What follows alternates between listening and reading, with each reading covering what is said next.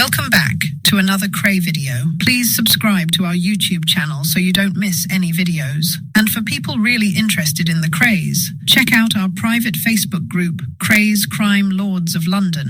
A direct link for the group is in the YouTube description section. We're a friendly and moderated group which has been running since January 2018. Come and give us a try sometime.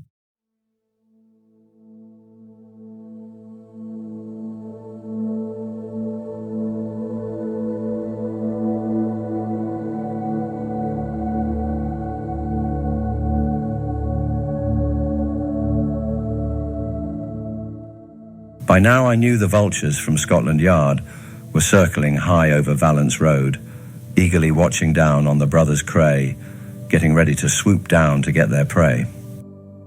My wife Dolly and I were still going through a bad time. I was finding it hard to forget about her affair with George Ince. I had just opened, in partnership with a friend, a new nightclub in Leicester, and a lady called Diana, who worked there, was very much on my mind. Suddenly, that summer, betrayal was in the air. Reggie could not cope with the loss of the beautiful woman he had idolized.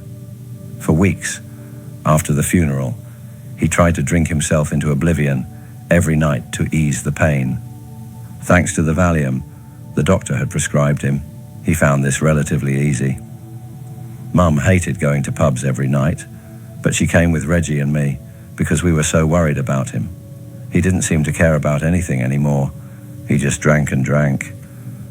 And when he had drunk too much, he would drink some more, until the effects of too much gin and Valium would explode in his head, making him incapable, and we would take him home and put him to bed.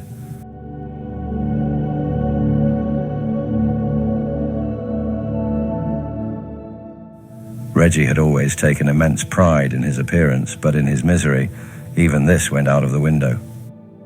Once, someone saw him at 5 a.m, walking along Whitechapel High Street with no jacket and his shirt sleeves rolled up. 2 policemen called out, "What are you doing?" But Reggie just glared at them and walked on without saying a word. Evidently, his look was enough for them to get the message. In the state he was in, God knows what he would have done to them if they'd got busy. Frances had been his life, and now she had gone. Life would never be the same again.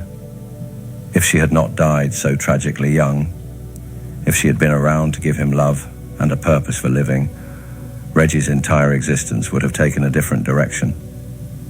As it was, the whole appalling episode crucified him and took away everything except an overwhelming desire to destroy himself.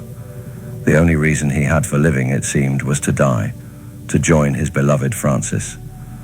He pumped more gin, more Valium, into his body to take him away from the terrible reality of her death, and inevitably his personality began to change.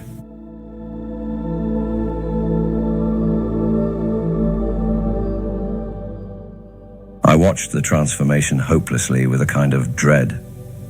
Reggie was disintegrating before my eyes, and there was nothing I, nor anyone, could do. He was on a wild, crazy roller coaster that was hurling him round and round, faster and faster, and he didn't care where it took him or where he ended up. More gin, more Valium.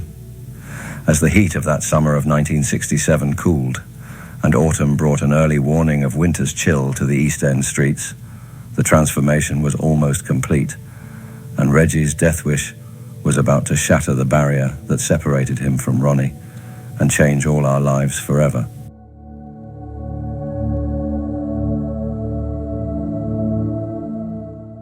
The early hours of Sunday, the 29th of October 1967. The ringing of the phone shattered the silence of my bedroom. I reached out for the receiver and grunted, "Hello." It was Harry Hopwood. "Something's happened," he said. "It's very urgent. You've got to come over." "What?" I asked sleepily. "It's 3 a.m. Ronnie said you've got to come over. It's very urgent." Harry sounded very worried. "I'll get over as soon as I can," I said. I put the phone down, wondering what could be so urgent that Ronnie would get Harry Hopwood to ring me in the middle of the night. As I drove to Hopwood's house, my mind ran riot with vivid imaginings. but nothing could have prepared me for the horrific revelation waiting for me at 14, Ravenscroft Road, Bethnal Green. A distant cousin of ours, Ronnie Hart, opened the door. His face was pale, his expression worried. "What's going on?" I demanded to know. Hart motioned with his head to a back room.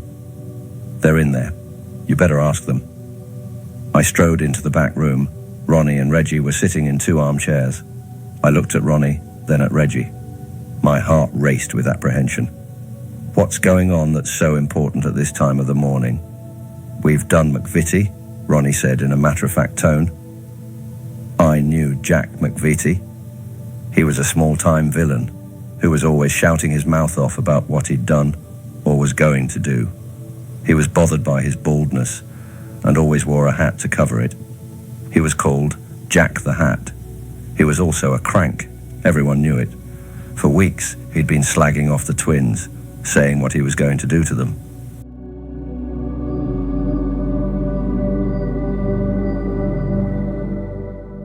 One day, they collared him and warned him he was heading for a lot of trouble. Shortly afterwards, he went into the Regency, high on drink or drugs, armed with a shotgun, and started shouting that he wasn't scared of anyone, the twins included. He was warned that he was going too far, but he said he didn't care. I stared at Ronnie. "What do you mean you've done McVitie?" "How bad?" "We've killed him," was all Ronnie replied. I couldn't believe what I'd heard, couldn't take it in. My heart raced faster, my head pounded. I could understand teaching McVitie a lesson. But murder? "You've done what?" "It's true," Reggie said. Between them, they told me the story. They'd all been to a party, the Lambrianu brothers, Ronnie Bender, Ronnie Hart, and the twins. Someone told the twins McVitie had been shouting his mouth off in the Regency, and Ronnie arranged for him to be brought to the party in Stoke Newington. Things had got out of hand. "That's lovely," I said sarcastically. "Well, that's it. You've gone over the top this time." I shook my head. End of story. "Typically," Ronnie said, "well, it's done now. That's the end of it." He had it coming anyway. He'd been mouthing himself off about what he was going to do, Reggie chimed in. Hopwood came in with some tea, and I drank some quickly to calm myself.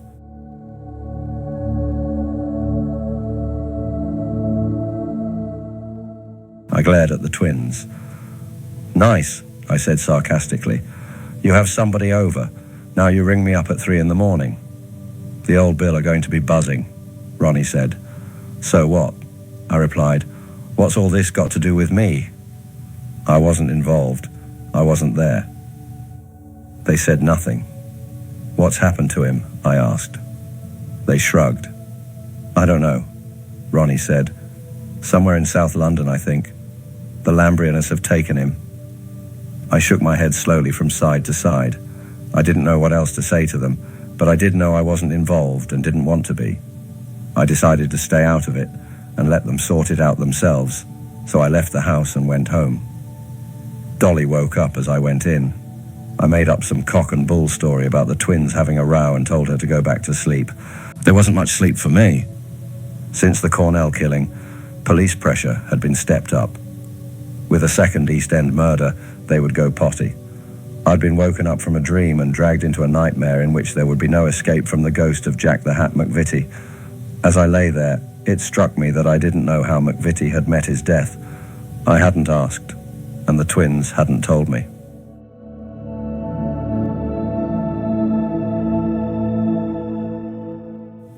Later that morning, Ronnie and Reggie changed their clothes and set off for Hadley, in Suffolk, where we had spent our evacuation.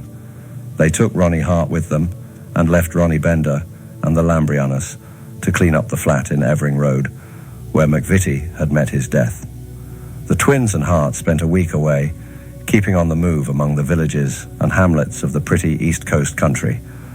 They kept in touch with me by telephone and were relieved to hear that Jack the Hat's disappearance did not seem to have caused any undue police activity. When they returned, they were buoyant and overjoyed, carefree almost. The only thing they could talk about was this fabulous Victorian house they had found in Bilderston, a few miles from Hadley. It was set in 8 acres, with stables, a paddock, and a stream running along one boundary. It was called The Brooks, and it was on the market for £12,000. The twins snapped it up.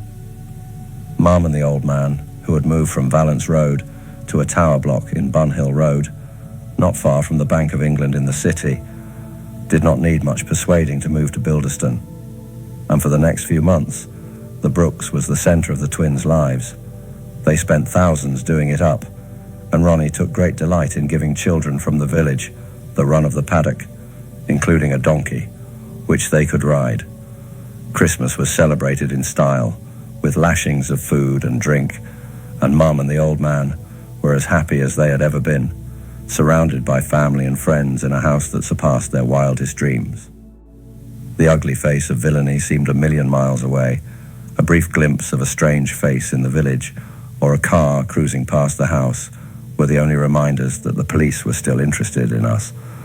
That period of the twins' lives was hardly idyllic, but the atmosphere was quiet and peaceful, and they loved it.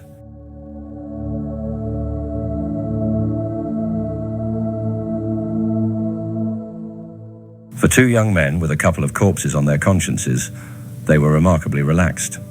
Far from worrying about being arrested, they started talking about retiring from the London scene and becoming country gentlemen.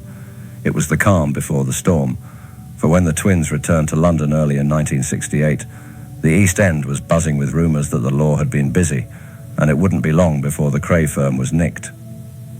Typically, Ronnie and Reggie laughed in the face of the impending danger. They honestly believed that they were invincible, and that no one would dare grasp them up. I advised them to go away for a few months, maybe longer, to take the heat out of the situation. But they just said, "Why should we run away? This is our home. No one can touch us." Every night, they drank in the Carpenter's Arms with their firm, oblivious, it seemed, to all that was happening around them.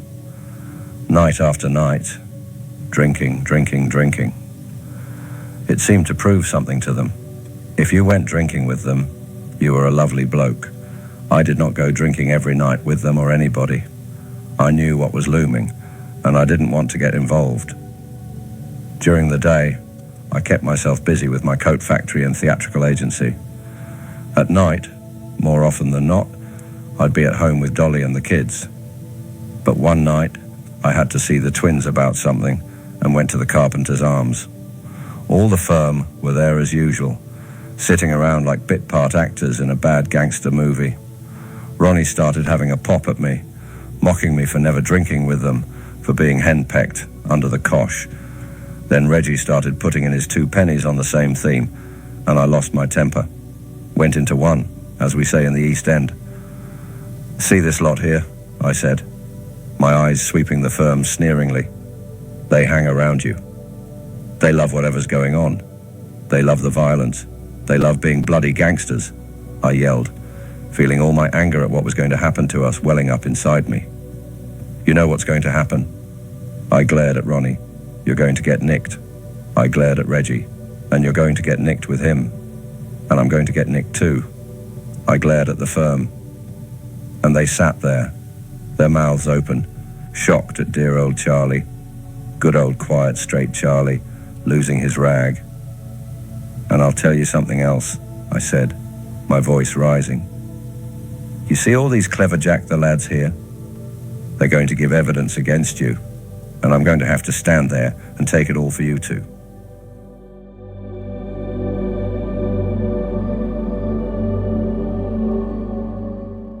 The twins stared at me disbelievingly. I don't think I'd ever shouted so loudly and been so angry in front of people before. Finally, Ronnie found some words. "You're being disloyal, Charlie," he said. "No, I'm not," I said. "I don't owe any of them any loyalty at all. They're your mates, not mine. But I can promise you this. You won't get any loyalty from them when the old bill gets lively.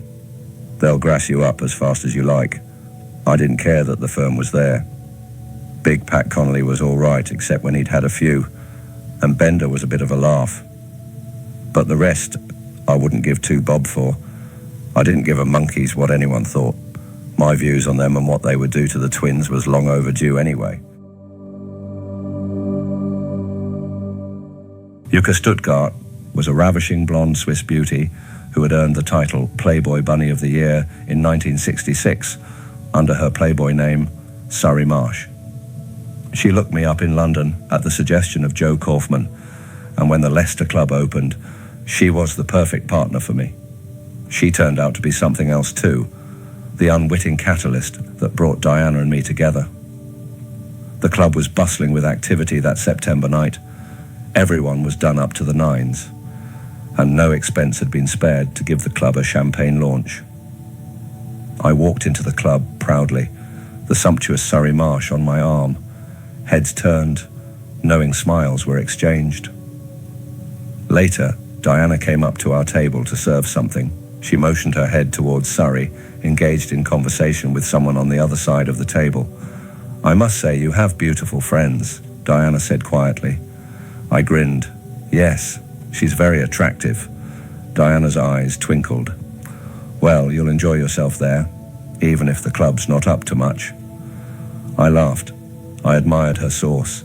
She always saw the positive side of situations, and although it was a flippant remark, just a bit of harmless nightclub banter, there was something in Diana's warmth and friendliness that I found appealing and, in a way, exciting.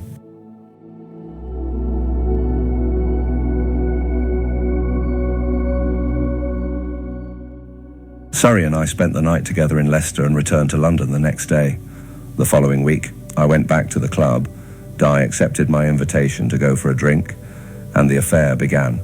After the dreariness and monotony of marriage to Dolly, I found Diana's exuberance and love of life exhilarating and refreshing. She was so much fun. She didn't have an enemy in the world, although she was having a very bad time with her husband, who had beaten her up a few times, but she kept her unhappiness to herself. Chemin de Fer games were all the rage then, and Trevor and I opened a new club in Coventry. I had to spend my Wednesdays there, but that didn't stop Diana and I seeing each other. She would ring the Lethrick Hotel to find out if I'd checked in, then get a taxi from Leicester after work at the club. Diana was such an attractive creature that she was never short of admirers. One of them was Con Kluski, a member of the Bachelors singing group, who was appearing in Coventry at the time. Con was mad about Di. He would tell me so every time we had a drink, and he was always wanting Diana to dance with him. Happily for me, Di preferred a rough-edged Cockney and didn't fall for the Irish Blarney. Those midweek spells together were joyously happy for Diana and me, welcome breaks from our respective homes where we were less and less content. But as our feelings became deeper, the need to see more of each other grew. When, early in 1968, Diana said her marriage had got so bad she was going to leave home, I knew the time had come for me to make a similar decision. It wasn't easy with the increasing activity around the twins. Diana was no fool, but she was blissfully innocent of any kind of villainy, and I was worried she might hear bad things about the Krays and associate them with me. As tactfully as I could, I explained that the twins had been involved in the odd bit of trouble and were known for notoriety. I warned her that it was possible something might happen. Diana, bless her, told me not to worry. She knew me well enough to know I wasn't a villain, and that was enough for her. She didn't care what people thought. Relieved, I decided to tell Mum about the woman I wanted to share my life. But just before I was going round to see her, something happened which I had to put before everything else. Reggie was having a drink in the Carpenter's Arms one night when two plainclothes policemen walked in. Reggie told the barman to give them both drinks. They accepted, then asked to speak to Reggie privately. Reggie said, "What about the toilet?" And they all went in there. The two men said they were well aware of what went on with fit-ups. Sometimes they agreed with them, sometimes they did not. They had just come from a meeting where it had been decided to set somebody up, and this time they did not like it at all, because the person who was going to be fitted up was me, and everyone knew I was straight. Okay, straightish. The plan, they told Reggie, was to plant drugs in my car, then stop me on some pretense. Reggie asked why they wanted to put me into the frame. The cops said the powers that be were upset at some of the things I'd done to get the twins out of trouble. They told Reggie to tell me to make sure my car was secure whenever I left it. Before they left, Reggie offered them money for the tip-off, but they refused, saying that if they took it, he would think that was the only reason they had come, when in fact they had come because of the principal. It may be hard for Reggie to believe, they said, but it was true. In the next episode, I will continue this story. Thank you for listening. I hope you are enjoying hearing my story, and I'll see you in the next one.